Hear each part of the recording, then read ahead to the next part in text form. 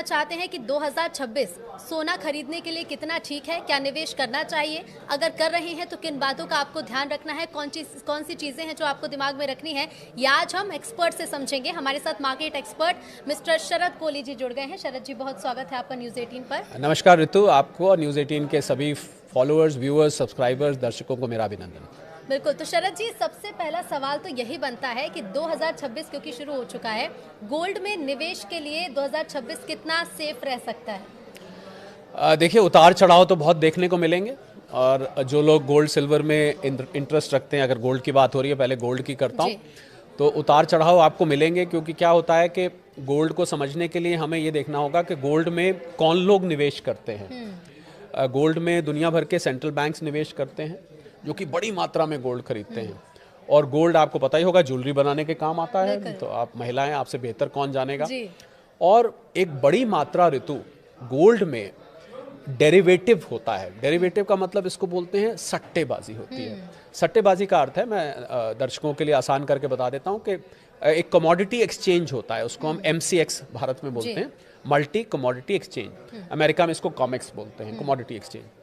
तो इसमें जब आप सोना खरीदते और बेचते हैं तो ऐसे नहीं खरीदा जाता कि आपने मेरे से खरीदा तो मैंने आपको 10 ग्राम सोना दे दिया, मैंने आपको बेचा तो 10 ग्राम आपसे ले लिया, वगैरह वगैरह। ऐसे नहीं चलता है। इसमें सिर्फ पेपर कॉन्ट्रैक्ट खरीदे बेचे जाते हैं। अब जैसे उदाहरण के तौर पर 5 फरवरी को, फरवरी के महीने का कॉन्ट्रैक्ट एक्सपायर हो रहा है। तो मैं क्या करूंगा कि मैं कहूंगा कि मुझे 1 किलो सोना मैंने खरीदा और 1 किलो सोना अब आज के रेट पे जाए तो करीब 1,40,00,000 रुपए का है। तो मैं क्या करूंगा कि सिर्फ 20% देके और 1 किलो सोने का कॉन्ट्रैक्ट ले लूंगा। और जैसे ही वो 5 फरवरी आएगी, अगर वो 1,40 से ऊपर चला गया तो मुझे मेरा मार्जिन प्रॉफिट मिला के वापस मिल जाएगा, और अगर नीचे चला गया तो मेरे मार्जिन में से उतना काट लेंगे और मुझे बाकी वापस दे देंगे। तो ये मैंने इसलिए बताया कि ये जो उतार चढ़ाव इतना होता है, इसका एक कारण ये है कि ये बहुत बड़ी मात्रा में सोना जो है वो पेपर ट्रेडिंग के जरिए, पहले पेपर बोलते थे, आजकल तो वो डीमैट होता है जी, उसके जरिए वो कॉन्ट्रैक्ट किया जाता है। तो इसको ये देखना पड़ेगा कि 2026 में आपको, क्योंकि होता क्या है कि ऋतु, जैसे आप और हम चर्चा कर रहे हैं, जितनी ज्यादा इसकी चर्चा होती है और सोशल मीडिया पे जितना आपको सोने और चांदी की वो ब्रिक्स थंबनेल्स में दिखाई देती हैं, तो उतना ज्यादा इसमें लोगों का इंटरेस्ट बढ़ता है जी। और सेंट्रल बैंक्स तो मैंने आपको बताया पहले ही खरीद रहे हैं। तो आपके सवाल का मैं अब सीधा सीधा जवाब दूं तो मुझे सोने का लॉन्ग टर्म ट्रेंड ऊपर को दिखाई देता है। हो सकता है 2026 में बीच में कुछ दिन के लिए ठहर जाए, कुछ दिन के लिए थोड़ी करेक्शन आए, ये भी हो सकता है। पर लॉन्ग टर्म ट्रेंड ऊपर दिखता है। और इसका एक बहुत बड़ा कारण ऋतु मैं और बता दूं कि जो जियोपॉलिटिकल टेंशंस हैं, ये जो दुनिया भर में आपने विश्व युद्ध की बातें बार बार सुनाई दे रही हैं, अलग अलग देशों में युद्ध जैसे युद्ध जैसे हालात बन रहे हैं। अभी ट्रम्प साहब ने वेनेजुएला के लीडर को उठा लाया वहां से, और ईरान में चल ही रहा है। बिल्कुल, रूस यूक्रेन तो और घमासान हो चुका है। इनफैक्ट मैं, क्योंकि जो लोग, और तो एक मजेदार बात मैं पहले बताऊं, जो लोग सोने और चांदी में इंटरेस्ट रखते हैं उनको अंतरराष्ट्रीय खबरों पर बहुत पैनी नजर बना के रखनी चाहिए। और मैं ये भी जोड़ दूं आपके चैनल पे कि भारत की जो इकोनॉमी के पैरामीटर्स होते हैं, पैमाने होते हैं, वो सोने और चांदी को ना के बराबर प्रभावित करते हैं। इस बात, ये बहुत इंपॉर्टेंट बात है।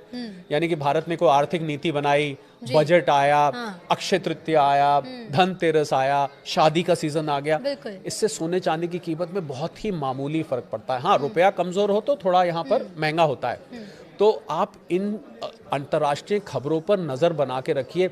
अगर वाकई में, मैं सबको आज ये हिदायत देना चाहूंगा, अगर आप सोने के शौकीन हैं और सोने में निवेश के शौकीन हैं, तो आपको अंतर्राष्ट्रीय खबरें आज से ही ट्रैक करनी शुरू कर देनी चाहिए। मैंने इसलिए जिक्र किया कि शायद कम लोग जानते हैं इस बात को कि रशिया के पास एक मिसाइल है, उसका नाम है ऑर्शनिक।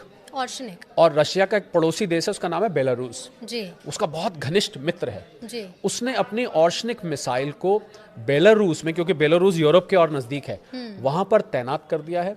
और यूरोप के जो बड़े देश हैं, जिसमें फ्रांस में पेरिस उसका कैपिटल है, यूके का कैपिटल लंदन है, जर्मनी का कैपिटल बर्लिन है, पोलैंड का कैपिटल वॉर्सो है, मैं 4 नाम ले रहा हूँ, और भी देश हैं, उसने इसको निशाना साध दिया है उन देशों की तरफ।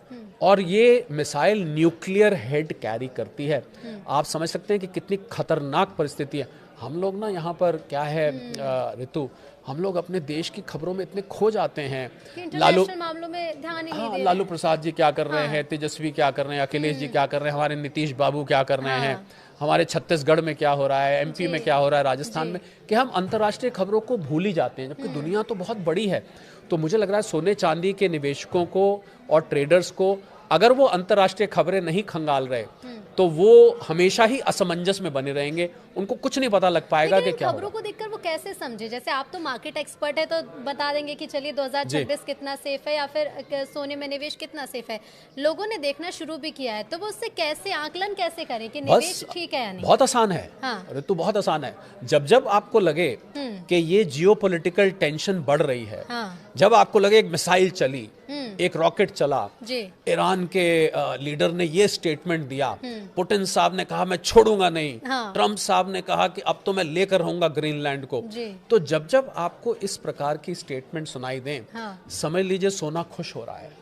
खुश हो रहे का मतलब है कि समझ लीजिए कि सोना ऊपर जा रहा है। तो कुल मिला के अगर दूसरी भाषा में कहे तो जब जब जियोपॉलिटिकल टेंशन बढ़ेगी, सोना और चांदी आपको ऊपर जाते हुए दिखाई देंगे। तो एक तो दर्शक इस बात का ट्रैक रख सकते हैं, एक और वो ट्रैक रख सकते हैं, डॉलर को भारतीय रुपए के खिलाफ नहीं, पर बाकी 4 करेंसीज का मैं नाम ले रहा हूं, Swiss franc, euro, Japanese yen और ब्रिटिश पाउंड।